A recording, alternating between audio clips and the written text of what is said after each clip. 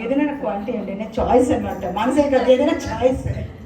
మీకు తెలుసా లేదు, నాకు ఒక్కోసారి మీరు నమ్ముతారు మీద కూడా నాకు తెలియదు. నాకు చిన్నప్పటి నుంచి ఇవన్నీ మా అన్నయ్య మా చెల్లెలు కూడా తెలిసి ఉండకపోవచ్చు. ఏమైనా ఇబ్బందికరమైన సిచ్యువేషన్ వచ్చింది, అబ్బా ఉదయం నుంచి చాలాసేపు ఫీల్ అయింది, నా వల్ల కదా బోర్ కొడుతుందని చెప్పి ఇంకో పని చేసుకుంటాను నేను. దానికి నేను ఎలా చేయను, ఇది నాకు న్యాచురల్గా వచ్చింది. అది ఎలా వచ్చిందో నాకు తెలియదు. నేను మీకు ఏం చెప్తున్నానంటే, మీ మనసు పట్ల మీరు ఎరుక ఉండండి. ఏం చేయాలి? ఇప్పుడు ఫర్ ఎగ్జాంపుల్ నేను నా ఫ్రెండ్ లేకపోతే మా హస్బెండ్ గట్టిగా దెబ్బలాడుకుంటున్నాం, ఓకే, డోర్ వేసి ఉన్నాయి, గట్టిగా ఏదైనా విషయం మీద ఆర్గ్యుమెంట్ జరుగుతుంది. సడన్గా మీరు ఎవరో మా ఇంటికి వచ్చారు, అప్పుడు నేను ఎలా ఉంటానండి? హాయ్ అనుకుని నవ్వుతాను, మొత్తం పక్కకి వెళ్ళిపోతాను. అవునా కదా? మీరు ఫేస్ చేస్తారు ఎప్పుడైనా? పిల్లలు హోంవర్క్ చదివించినప్పుడు గట్టిగా అరుస్తాము, సడన్గా ఎవరో వస్తారు, మనం ఏం చేస్తాం? కాసేపు పోస్ట్ పోన్ చేస్తాం. అంటే మీకు పోస్ట్ పోన్ చేసే అలవాటు ఉంది, చేయలేదు, మరి కంటిన్యూ చేయకండి. ఎందుకు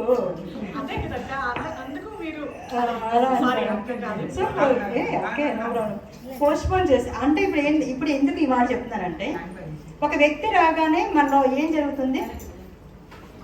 ఒక గెస్ట్ ఉన్నారనుక మనం కొంచెం కంట్రోల్డ్గా ఉంటాం ఎవరైనా, ఎందుకంటే మనం చూస్తారు కాబట్టి. ఈ రోజు నుంచి మీరు ఏం చేస్తారంటే, మిమ్మల్ని మీరు అలా చూసుకోండి, మీ మనసుని అలా చూసుకోండి. మీకు మీరు చూసుకుని పెద్ద తేడా రాదంటారా? నీ ఇష్టం అంటారా? అంటారా? ఒక వ్యక్తి వచ్చేటప్పుడు ఎలా అయితే మనం కంట్రోల్ అవుతామో, ఒక ఆధ్యాత్మిక మార్గంలో ఉన్నప్పుడు కానీ, ఒక భగవన్ నామస్మరణ చేస్తున్నప్పుడు కానీ, ఒక గురు మంత్రం కానీ గురుధ్యానం చేసేటప్పుడు నిరంతరము ఆ యొక్క భావం ఉండడం వలన ఒక గెస్ట్ ఉన్నట్టుగా ఉండి మనసు దాని పని చెయ్యదు, దాని వేషాలు వెయ్యదు. ఎందుకు ఆధ్యాత్మికత కావాలంటే ఆధ్యాత్మికతయే కావాలి. చిన్నప్పుడు మనకి రాముడు కృష్ణుడు దేవతలు అయినా కూడా గురుకులంకి వెళ్ళారు కదా, మనం ఏం చేస్తున్నాం? ఐఐటి అంటున్నాం.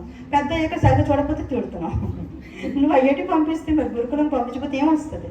అట్లీస్ట్ మనం ఇప్పటి నుంచి ఉంటాం, మీ పిల్లలకి ఎక్కువ మంది నుంచి అలా ఉండండి. ఏం చేయాలంటే, మీరు ఆస్తులు ఇవ్వకపోయినా పర్వాలేదు, పెద్ద పెద్ద కాలేజీలో ర్యాంకులు ఇవ్వకపోయినా పర్లేదు, కానీ వాళ్ళు హ్యాండిల్ చేసుకున్న మనసుని మాత్రం మీరు ఇవ్వండి. మనకి ఎంత శక్తి ఉంటుందంటే, మన పురాణాలు మీరు చదివారో లేదో తెలియదు కానీ సతీ సావిత్రి సుమంత్రి గారు అందరూ ఏం చేశారండి?